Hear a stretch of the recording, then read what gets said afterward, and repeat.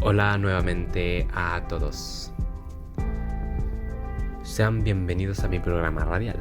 Soy Matías, el tallerista de ciencia y tecnología, y para este programa nuestro tema principal guarda relación con la actual crisis climática. Aprovecho de saludar a los niños, niñas, jóvenes, padres, madres y a todos quienes estén escuchando la radio y desearles un lindo día. Entre los puntos a abordar en el programa se encuentra la relación entre cambio climático y crisis climática, principales factores que contribuyen a la crisis climática, desafíos del mundo para este gran problema y por último, Greta Thunberg, activista e inspiración para la juventud. Bueno, queridos auditores, sin duda ya muchos conocemos o hemos escuchado acerca de los riesgos del cambio climático, sobre todo el llamado de la ONU u Organización de las Naciones Unidas, que lo plantea como el mayor desafío de la humanidad. Pero antes de adentrarnos en este tema tan polémico y tan relevante de comprender, creo necesario diferenciar el concepto de cambio climático y crisis climática.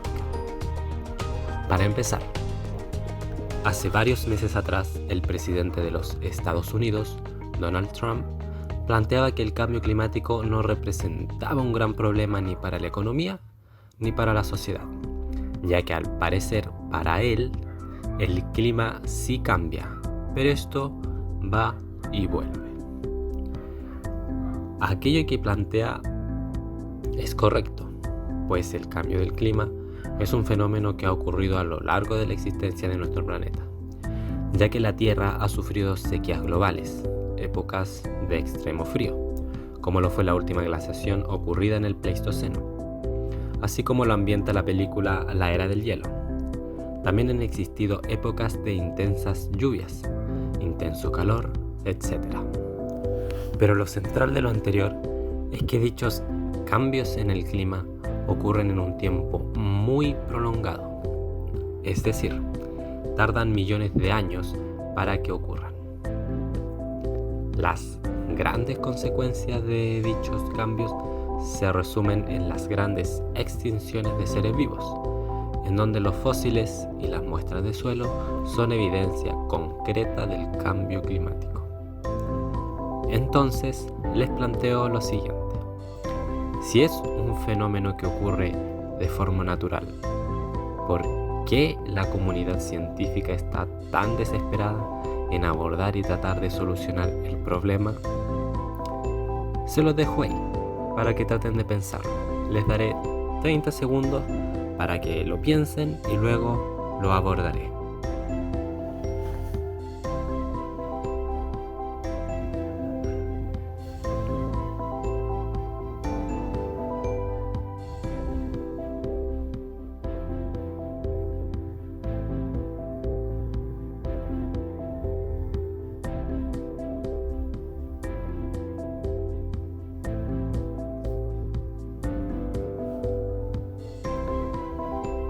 ¿Ya lo pensaron?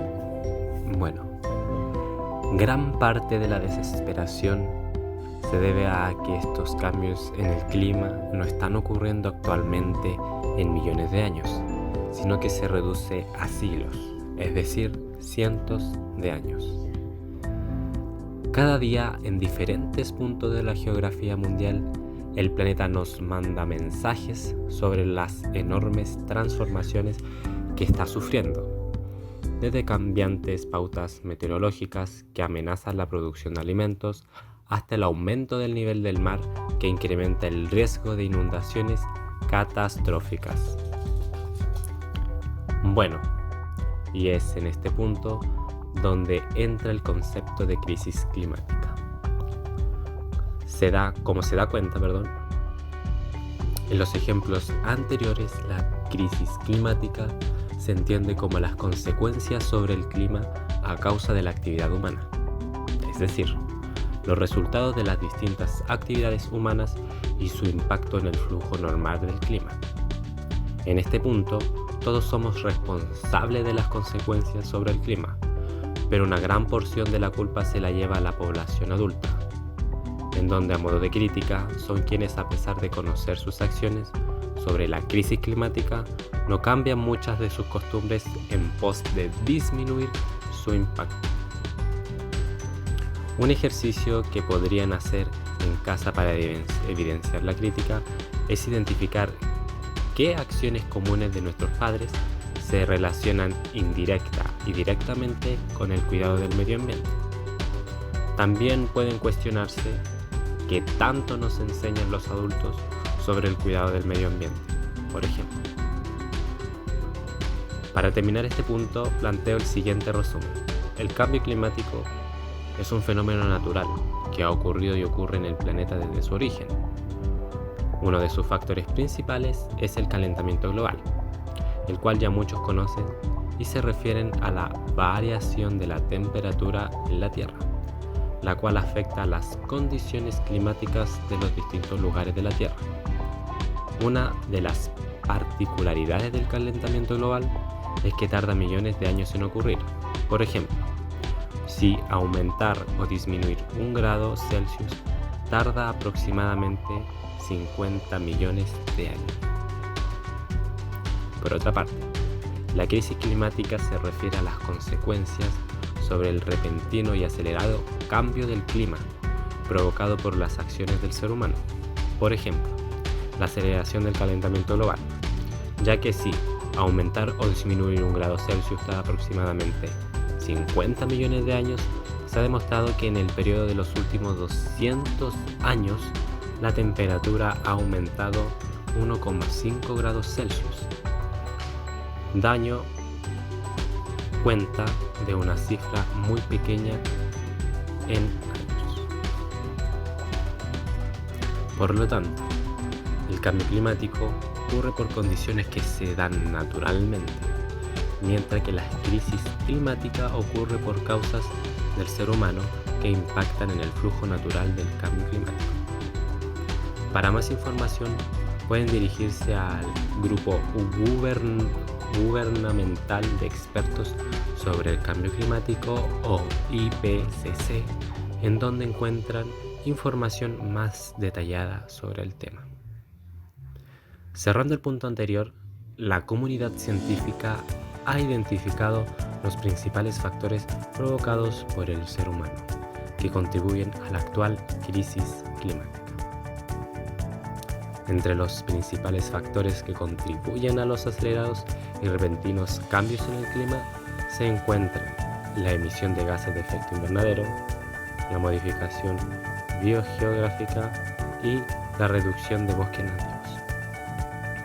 Sin duda son muchísimos más, pero estos tres los considero primordiales, pues cada uno afecta al otro y están fuertemente relacionados con el aumento de la temperatura o calentamiento global.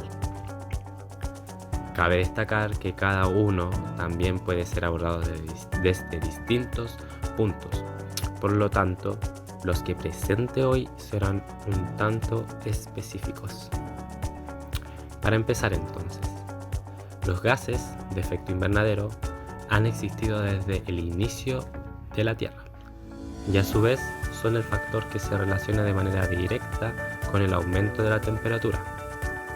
Cabe destacar que existe otro factor que se relaciona con la temperatura y es la inclinación del eje de la Tierra, pero no es un tema que vaya a abordar ya que ocurre de forma natural y aquí analizamos factores que son provocados por el ser humano.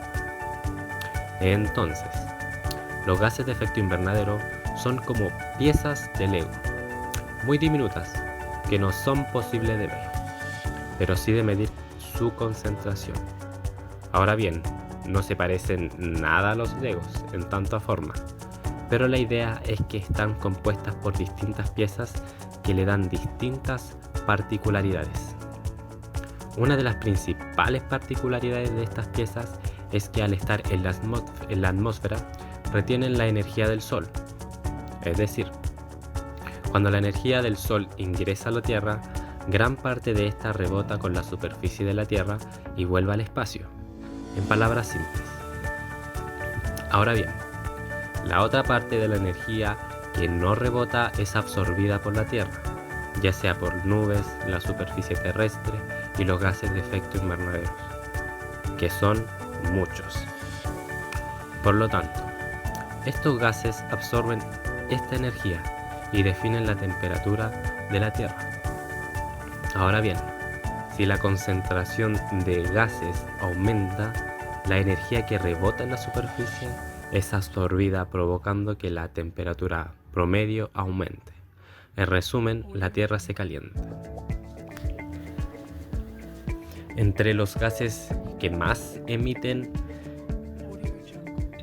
está el CO2 o dióxido de carbono, el CH4 o metano, también está H2O o agua, que todos conocemos, NO2 u óxido nitroso y O3, que es ozono.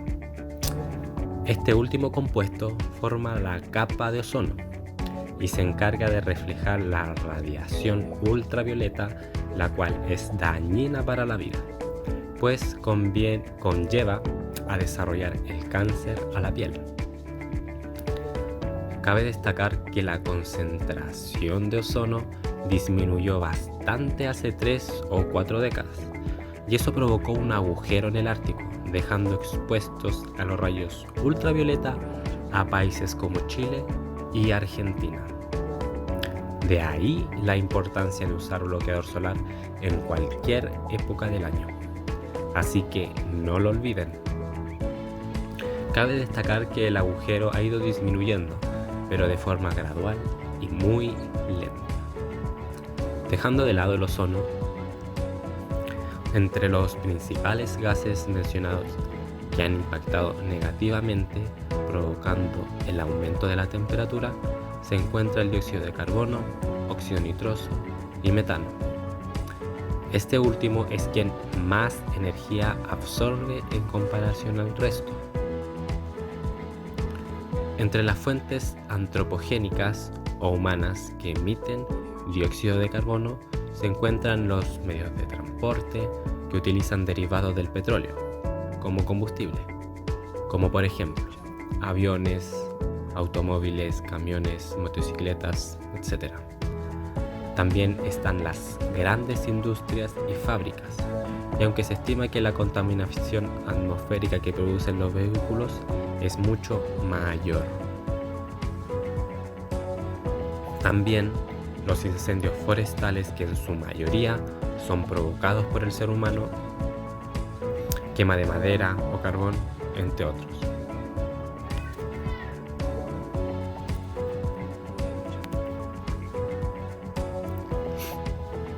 Con relación al óxido nitroso, las principales fuentes antrópicas de emisión se producen en los escapes de los vehículos motorizados y en la quema de combustibles fósiles.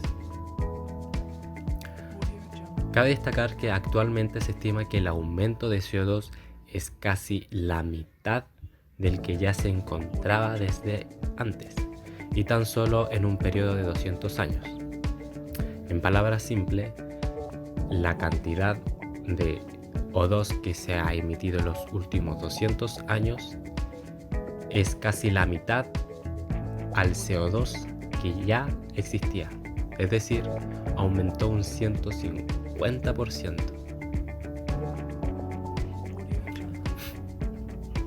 Con relación al óxido nitroso, otros focos de menor relevancia se llevan a cabo en los procesos biológicos de los suelos, en los que se produce la emisión de nitritos por parte de los microorganismos. Este último grupo, es decir, el de los microorganismos, se relaciona con la gran producción de la ganadería, debido a que produce una gran cantidad fecal o caca, lo que produce grandes cantidades de óxido nitroso y a su vez metano. Y como mencionamos anteriormente,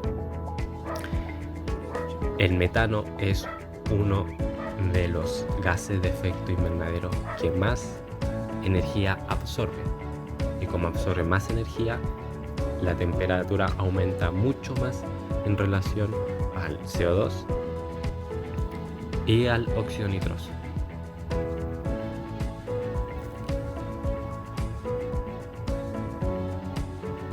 A partir de ahí el llamado a disminuir el consumo de carne, ya que su producción genera gran parte del metano liberado a la atmósfera. Otros estudios han dado cuenta que los plásticos también generan grandes cantidades de metano.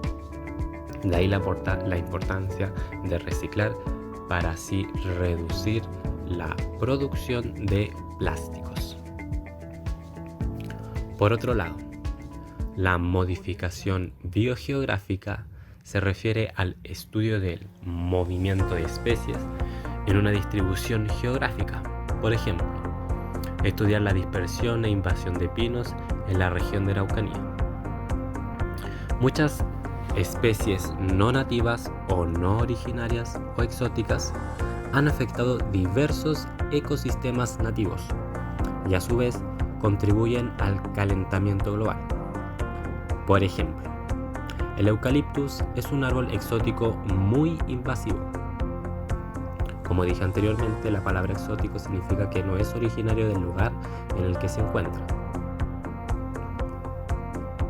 Y este seca muchos los suelos debido a su gran consumo de agua, afectando a las especies nativas del lugar.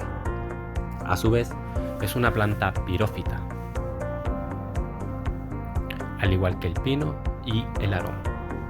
Ser pirófita significa que son muy propensas a generar incendios, en donde se genera mucho dióxido de carbono producto de la combustión, que como vimos antes es de efecto invernadero.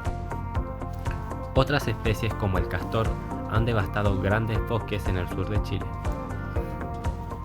Dichos bosques, que son el principal captor de dióxido de carbono, pues las plantas a través de la fotosíntesis capturan el dióxido de carbono para generar su propio alimento, hojas, ramas, sus frutos, etc. Por lo tanto, si existe una disminución de la cubierta vegetal, el carbono se concentrará más en la atmósfera que en los vegetales.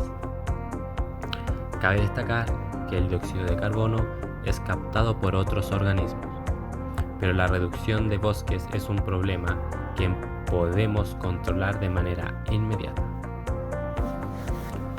De todas formas, en Netflix existe un documental muy hermoso y fantástico llamado Nuestro Planeta, que explica cómo el cambio climático acelerado ha conllevado a una crisis climática que ha afectado a diversos ecosistemas y a sus animales en todo el mundo.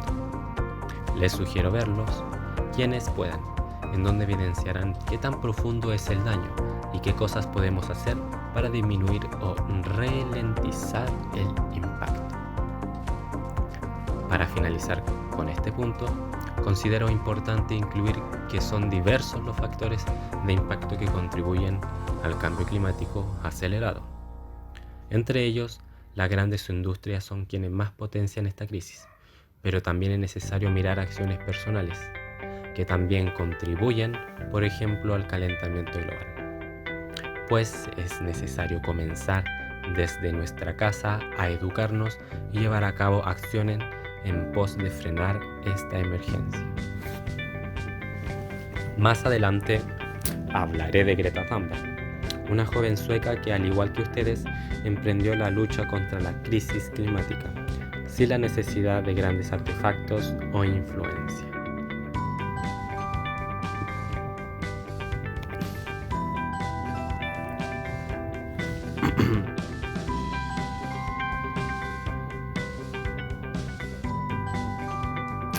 Bueno, queridos auditores, ya conociendo en general el contexto de esta crisis climática, que sin duda ha afectado tanto la salud de las personas, ver informes de la OMS, la economía de los países producto de las grandes sequías, fríos que han acabado con cultivos, etc.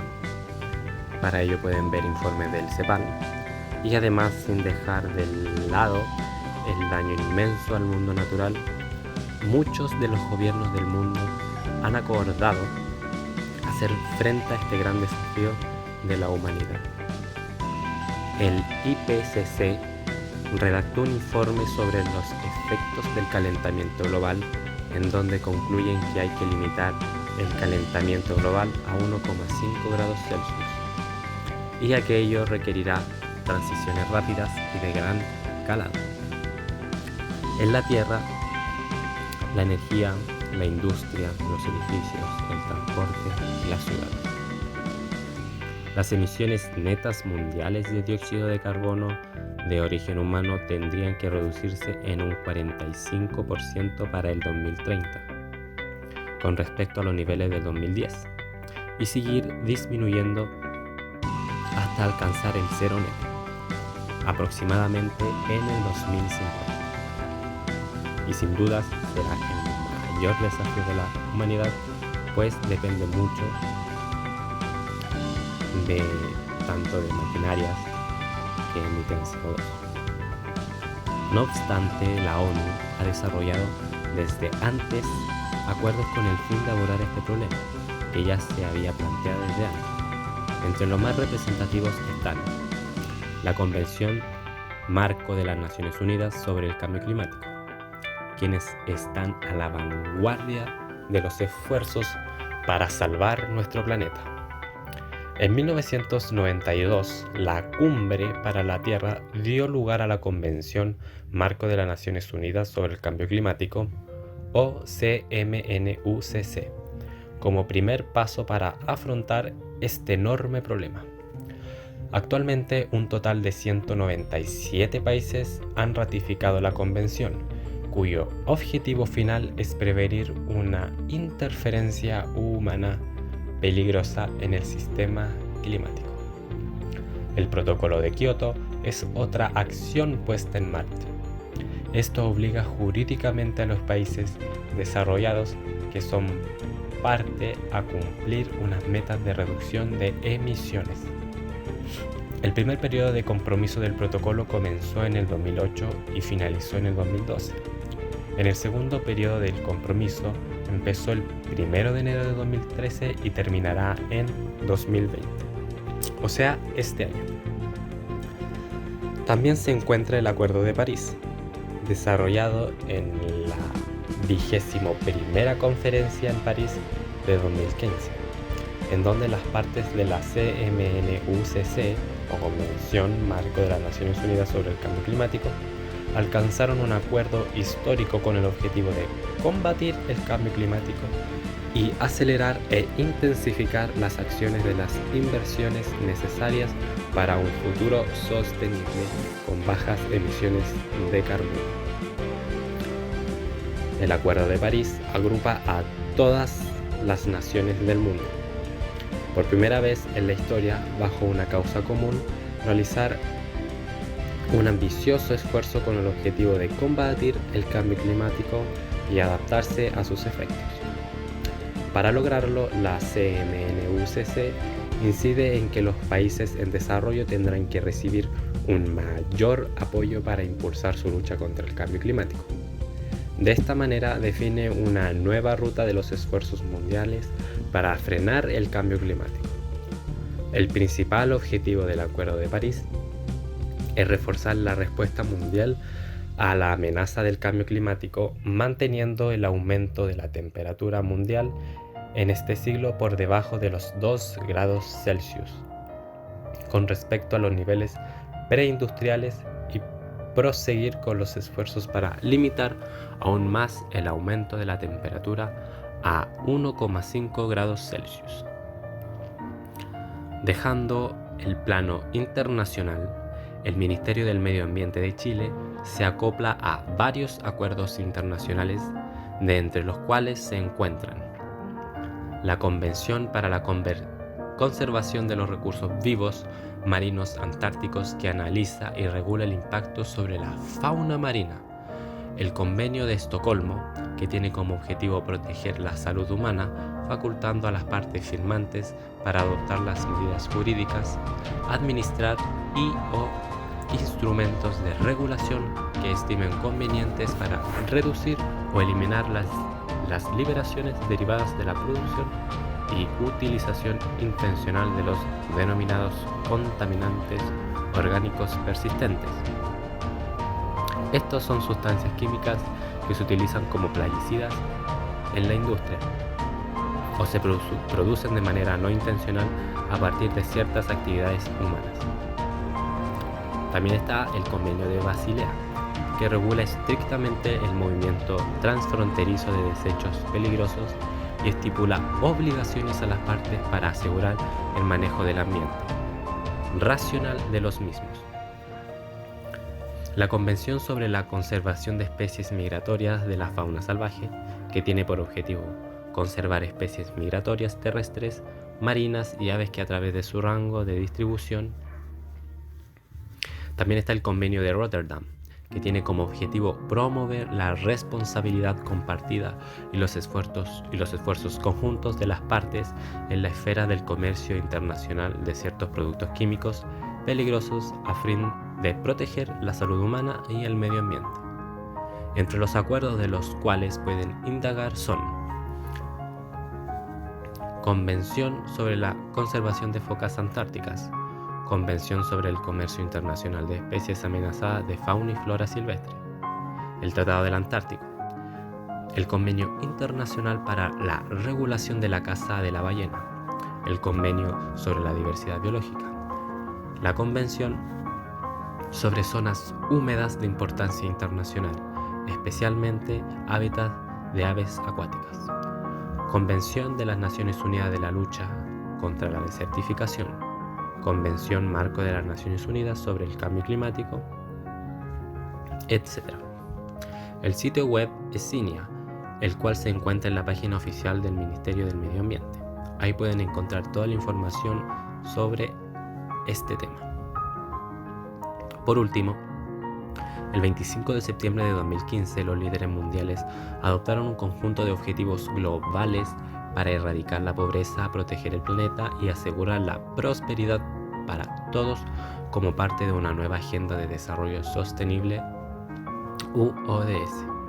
Cada objetivo tiene metas específicas que deben alcanzarse en los próximos 15 años.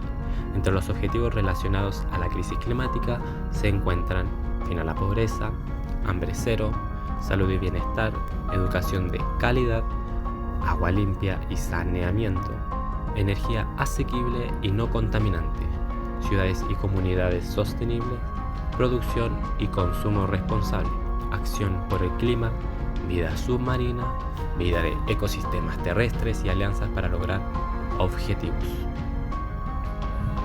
Por último, las Naciones Unidas plantean una serie de acciones con el fin de que las personas desde su posición puedan contribuir a estos objetivos sostenibles, los cuales se dividen en 4 niveles.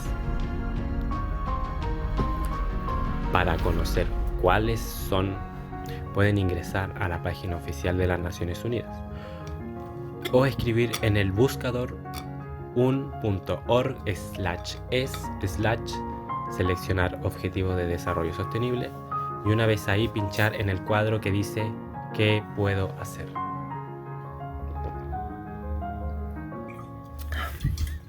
Por último, y para finalizar con el programa de hoy,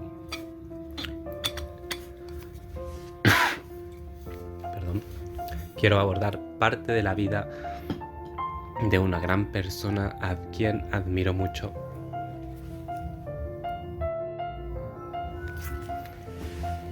Ella es la principal cara que representa la lucha contra la crisis climática. Su nombre es Greta Eleonora Hermann Thunberg, nacida en Estocolmo el 3 de enero de 2003. Greta cuenta que la primera vez que oyó hablar del cambio climático fue en 2011, cuando tenía 8 años, y no podía entender por qué se estaba haciendo tan poco al respecto. 3 años más tarde se deprimió y se aletargó, dejó de hablar y comer, y finalmente fue diagnosticada con síndrome de Asperger, trastorno obsesivo compulsivo y mutismo selectivo. Sin duda fueron muchas cosas en tan poco tiempo. Pero lo fantástico e increíble de esto es que si bien reconoce que su condición la ha limitado antes, no ve el síndrome de Asperger como un problema, y en cambio lo llama su superpoder. Una de las primeras decisiones que tomó Greta para enfrentar la crisis climática fue persuadir a sus padres para que adoptaran varias opciones del estilo de vida para reducir su propia huella de carbono, incluido renunciar a viajar en avión y no comer carne.